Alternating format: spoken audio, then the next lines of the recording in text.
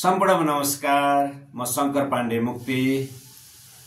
उता बैगुनी केटाको टाउको चर्पीले जोगायो, उता बैगुनी केटाको टाउको चर्पीले जोगायो, यता जादुवालाको टाउको चर्पीले फुटायो।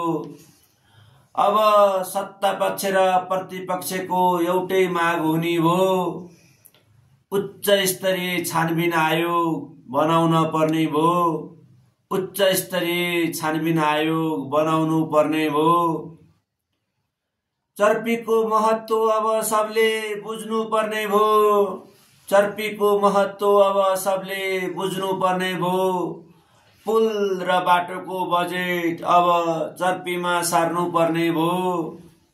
एआई जडित चर्पी बनाई रोबोट सँगै पठाउनु पर्ने भो।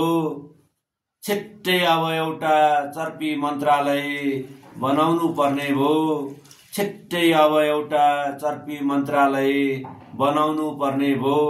Thank you.